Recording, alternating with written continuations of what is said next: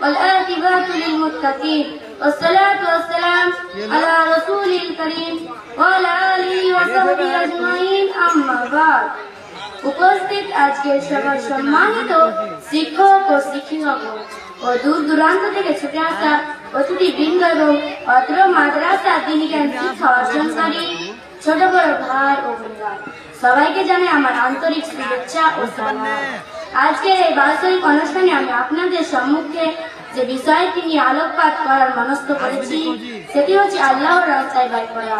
আল্লাহ তাআলা যেন আমাকে ভালোভাবে বলার এবং আপনাদের কর্ণপাত করার তৌফিক দান করেন, আমিন। বাহ্যিক দৃষ্টিতে দান করলে মনে হয় সম্পদ কমে যায়, কিন্তু মহান আল্লাহর ওয়াদা হচ্ছে সম্পদ বাড়ে।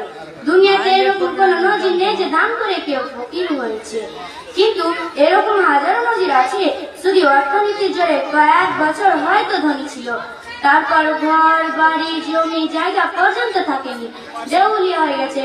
কেননা মহান আল্লাহ বলেন, মহান আল্লাহ সুদকে ধ্বংস করেন এবং দানকে বাড়িয়ে দেন। তিনি আরো বলেন,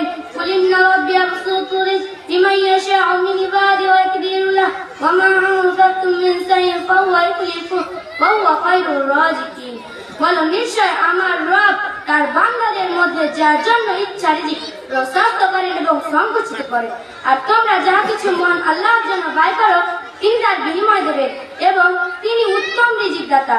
আবু হুরায়রা রাদিয়াল্লাহু তাআলা আনহু থেকে বর্ণিত, তিনি বলেন, রাসূল সাল্লাল্লাহু আলাইহি ওয়াসাল্লাম বলেছেন, হে আদম সন্তান, তুমি খরচ করো, আমি তোমার উপর খরচ করব। তারপর রাসূল সাল্লাল্লাহু আলাইহি ওয়াসাল্লাম বললেন, মহান আল্লাহর হাত পরিপূর্ণ খরচ করলেও তা কমে না, তিনি রাতে ও দিনে বেহিসাব অর্থ খরচকারী।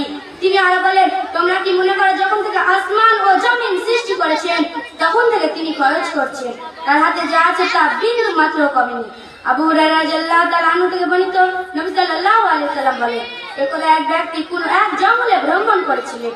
এমন অবস্থায় হঠাৎ মেঘখণ্ড হতে তিনি আওয়াজ শুনতে পেলেন যে উমুকের বাগানে পানি দাও। সঙ্গে সঙ্গে ওই মেঘখণ্ডটি একদিকে যেতে লাগলো, অতঃপর এক প্রস্তর চরপূর্ণ ভূমিতে বাড়িপাত করলো। ওই স্থানে নালা সমূহ একটি নালা ওই পানিতে সম্পূর্ণরূপে ভরে গেল। তখন সে লোকটি পানির অনুসরণ করে চলল। যেতে যেতে সে এক ব্যক্তিকে তার বাগানে দণ্ডায়মান অবস্থায় কোদাল দিয়ে পানি ফেলাচ্ছে দেখতে পেল।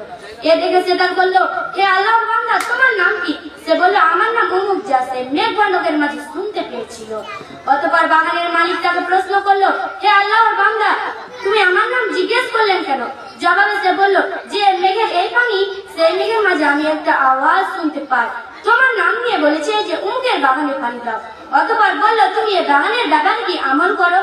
মালিক বলল, তুমি যেহেতু জিজ্ঞেস করছো তাই বলছি, আমি এই বাগানের উৎপাদিত ফসলের প্রতি লক্ষ্য করি, অতঃপর এর তৃতীয়াংশ যাকাত করি, এর তৃতীয়াংশ আমি ও আমার পরিবার পরিজন আহার করি, এর তৃতীয়াংশ এতে ফিরিয়ে দিই, চাষাবাদ ও বাগানের উন্নয়নের কাজে ব্যয় করি। সুতরাং এটা স্পষ্ট রূপে প্রতীয়মান হয় যে মহান আল্লাহর রাস্তায় ব্যয় করলে তিনি তার প্রতিদান দেবে এবং ধন সম্পদ বাড়িয়ে দেবে ইনশাআল্লাহ। অবশেষে আমি মহান আল্লাহর কাছে দোয়া করি, মহান আল্লাহ যেন সকল মুসলিম ভাই ও বোনেদের বেশি বেশি আল্লাহর রাস্তায় ব্যয় করার তৌফিক দান করেন, আমিন। আমিন ও আমিন ও আখিরি দাওয়ানা আলহামদুলিল্লাহি রাব্বিল আলামিন। আসসালামু আলাইকুম ওয়া রাহমাতুল্লাহি ওয়া বারাকাতুহু। আলহামদুলিল্লাহ, খুব সুন্দর হয়েছে, আরো চেষ্টা করতে হবে, সামনে যেন আরো ভালো হয়। আমার এরপরে মেয়েদের এক্সেল আছে, মেয়েরা প্রস্তুতি নিয়ে এসো।